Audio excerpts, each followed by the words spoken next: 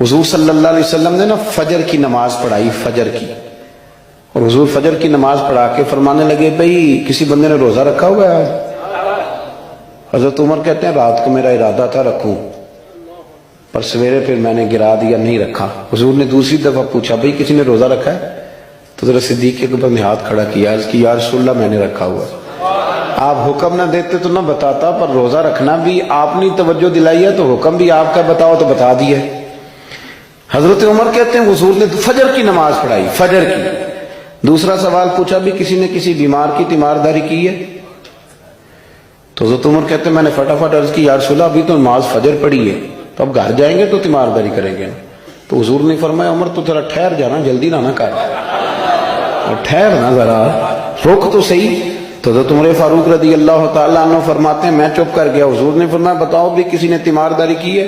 تو صدیق اکبر نے ہاتھ کھڑا کیا، عرض کی یا رسول اللہ عبد الرحمن بن عوف رضی اللہ تعالیٰ عنہ 2-3 دن سے نماز پڑھنے نہیں آ رہے تھے، رات میں نے پتہ کرایا تو پتہ چلا بیمار ہے، اور حضور مجھے یہ بھی پتہ ہے وہ میرا یار ہے، مجھے پتہ ہے رات کو جلدی سوتا ہے پر تہجد میں ضرور اٹھتا ہے، تو حضور میں بھی ذرا فجر کا وقت جلدی اٹھا ہوں تو فجر میں آنے سے پہلے عبد الرحمن ابن عوف کی تیمارداری کر کے آیا ہوں۔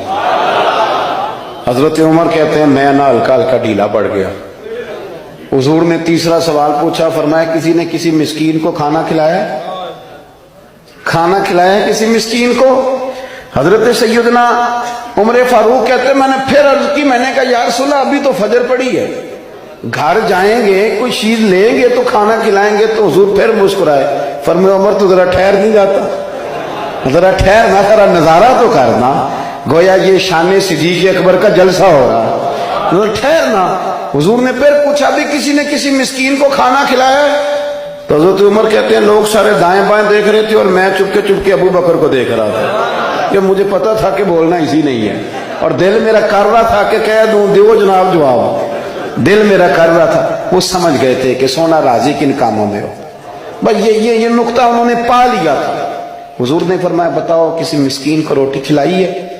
تو جناب سیدنا صدیق اکبر نے ہاتھ کھڑا کیا، عرض کی یا رسول اللہ سویرے اٹھا ہوں تو چھوٹا بیٹا بھی اٹھ گیا تھا، اور میرے وضو کرتے سنت پڑھتے ماں سے کہنے لگا بھوک لگ رہی ہے، تو ماں نے 2 روٹیاں بھی پکا دی، تو حضور ایک اس نے کھائی، دوسری اس کے ہاتھ میں تھی۔ جب ہم نکلے ہیں نا گھر سے تو دروازے پہ ایک فقیر کھڑا تھا، مسکین کھڑا تھا، کہہ رہا تھا رات سے بھوکا ہوں، کوئی دروازہ کھلنے کا انتظار کر رہا تھا، ابو بکر سب سے پہلے تیرا ہی کھلا ہے۔ تو حضور میں نا اس مسکین کو ایک روٹی کھلا کے آیا ہوں۔ حضرت عمر فاروق کہتے ہیں میں نے گردن جھکا لی، اور میرے رسول کریم نے فرمایا اے اللہ میرے ابو بکر پہ رحم فرما، اللہ میرے ابو بکر۔ وہ سمجھ گئے تھے، مزاج شناست سمجھ آ گئی تھی کہ حضور کن باتوں میں، اور نا اپنے اوپر وہ سارا کچھ طاری کر لیا تھا انہوں نے، طاری، ان کی ادائیں بالکل ڈھل گئی تھی نبی پاک کی اداؤں۔ 3 دن وہ غار ثور میں رہے تو ہمارے صوفیاء فرماتے ہیں کہ ان پر تجلیاں بھی پڑی محبوب کی معرفت کی۔ جب مدینے آئے نا نبی کریم کو لے کے، تو کچھ لوگوں نے حضور کی زیارت کی تھی، کچھ نے نہیں کی تھی، تو کچھ آتے تو نبی پاک کی دستبوسی کر کے بیٹھ جاتے، حضرت ابو بکر سے ہاتھ نہ ملاتے، اور کچھ صرف حضرت ابو بکر سے ہاتھ ملاتے اور حضور سے ہاتھ ہی نہ ملاتے۔ میری بات پہ توجہ ہے آپ حضرات کی؟ تو کچھ لوگوں کو نا شبہ ہونے لگا، وہ معاذ اللہ سمجھنے لگے کہ شاید یہی اللہ کے رسول ہے۔ حضرت صدیق اکبر یہ کیوں شبہ ہوا؟ تو ہمارے محدثین فرماتے ہیں کہ ابو بکر صدیق بولتے بھی اس طرح تھے جو میرے نبی پاک کا طریقہ، بیٹھتے بھی اس طرح تھے جو رسول پاک کا طریقہ۔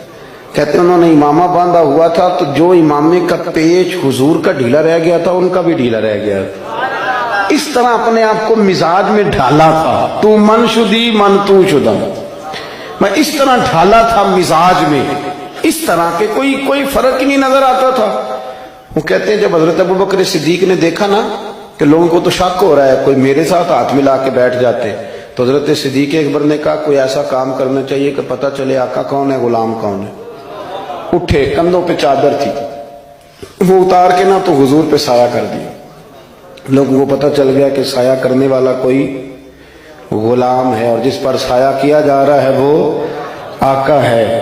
کیا خوبصورت نقطہ لکھا ہے مفسرین نے شارحین فرماتے ہیں تھوڑی دیر کے لیے، تھوڑی دیر کے لیے، تھوڑی دیر کے لیے حضرت ابوبکر صدیق نے حضور کے سر انور پر اپنی چادر کا سایہ کیا تھا۔